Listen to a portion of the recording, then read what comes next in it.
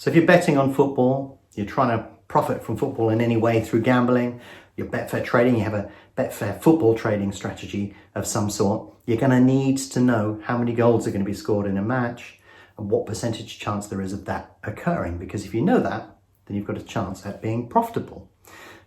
Now, fortunately, there is actually a wonderful little formula that you can use that will allow you to get to some of those answers. And that's what we're going to discuss in this video. If you're interested in learning to trade on Betfair, then visit the BetAngel Academy, where you have detailed, structured Betfair trading courses. Or why not visit our website where you can download a free trial of BetAngel Professional, but also visit the forum where you can get detailed images, examples, and downloadable files. And don't forget to subscribe to our YouTube channel and click on the bell icon if you want notification of new videos as they're released. So this video is going to be a follow-up to another video that I did. So in the previous video, which you must watch, if you haven't watched it, you can watch it after this one, is basically looking at the league tables, looking at the form, and then joining up and creating a rating off of the back of that. And that particular rating that we're looking at was the number of goals that are likely to be scored within the match. But on that video, we had a particular problem, which was, hey, we know on average there are going to be 2.4 goals in this game. But what does that mean? What chance is there of that occurring? And that was where that previous video finished, was because we'd got that particular rating, but we didn't have a number that we could stick on it. We didn't have a percentage that we could actually put on it.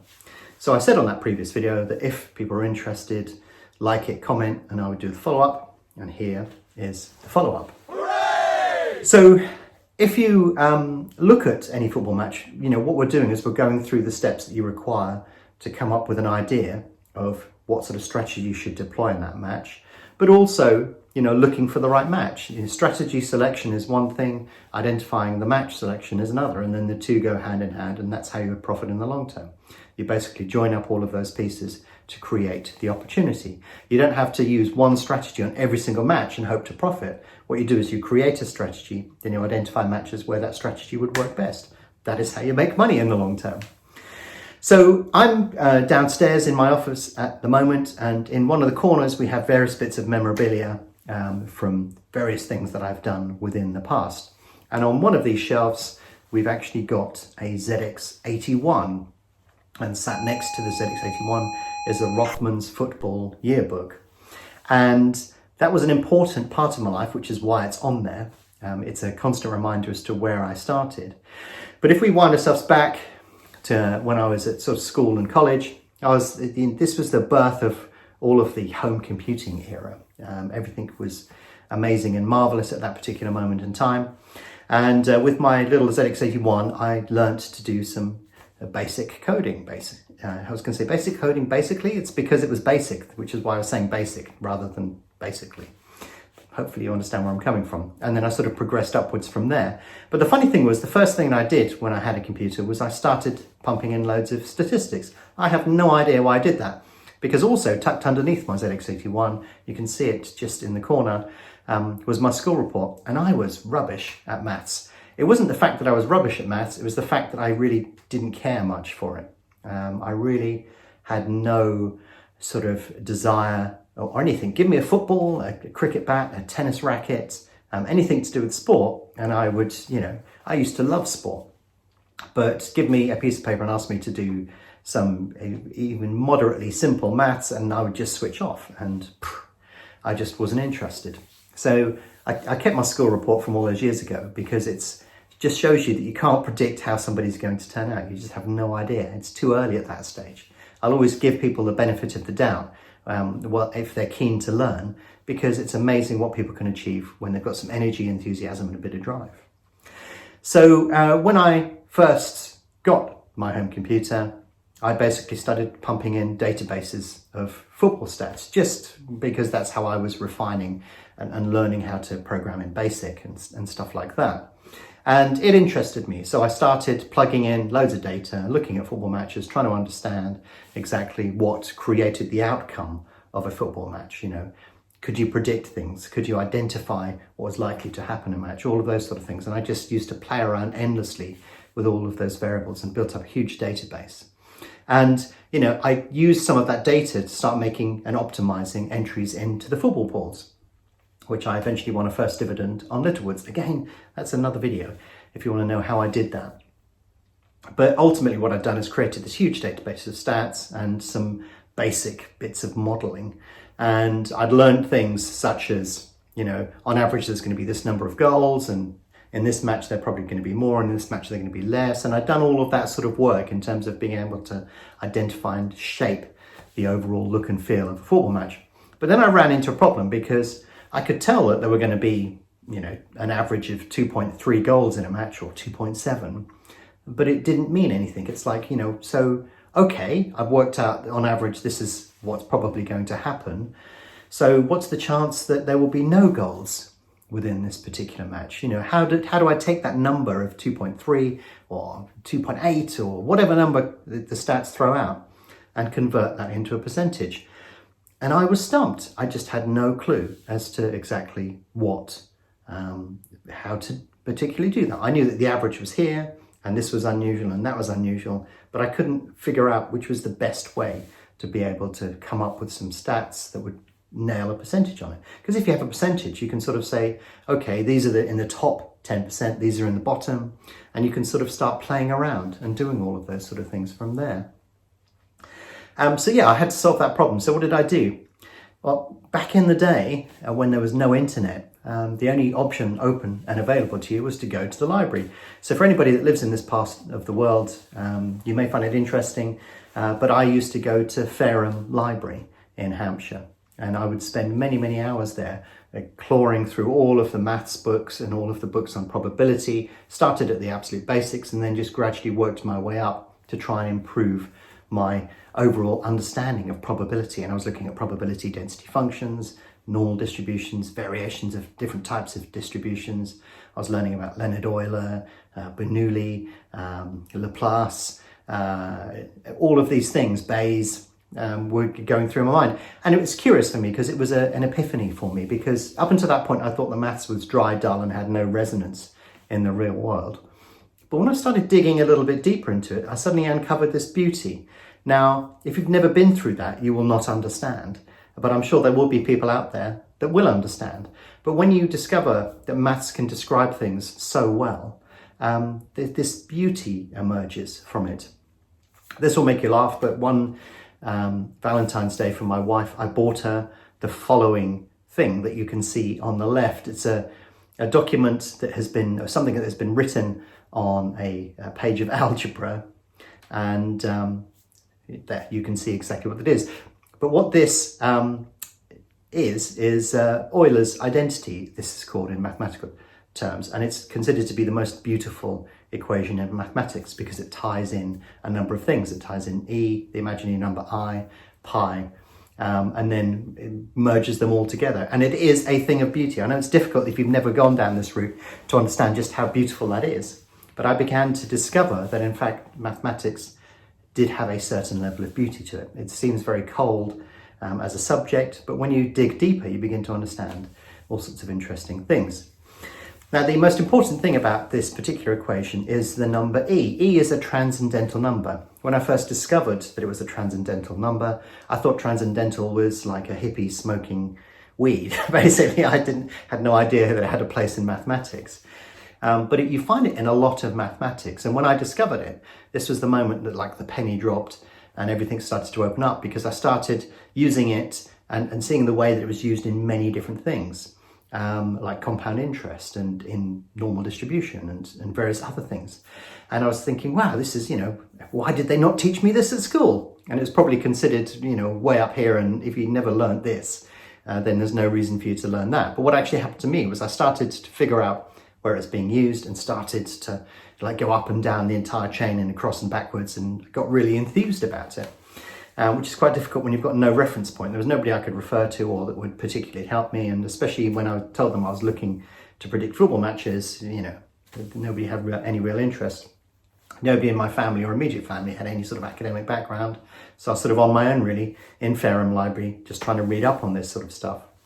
But the interesting thing about this is, as I was going down this path, I was going through all these textbooks that were giving examples of its usage, and one of them was about the occurrence of events. So it's basically saying, if you have an average number of things here, if you perform this calculation, it will tell you the chance that if you've got an average of 2 of something, that you will see an average of 1, or you'll see 3, or you'll see 4. And I was suddenly thinking, hold on a second, goals! This is telling me the chance of the number of goals that I've got based upon an average. And of course, I'd already worked out the average. If you watch the previous video in this series, you will know what the average is. So I then figured out, it was like a discovery to me, but of course it had been done for 300 years or however long, that if you raised e to the negative power of the mean, then you would actually get a number. So what I did was I looked at the calculation and I raised e to the negative 2.5, which would be 2.5 goals. And then lo and behold, it popped out with 8.2%.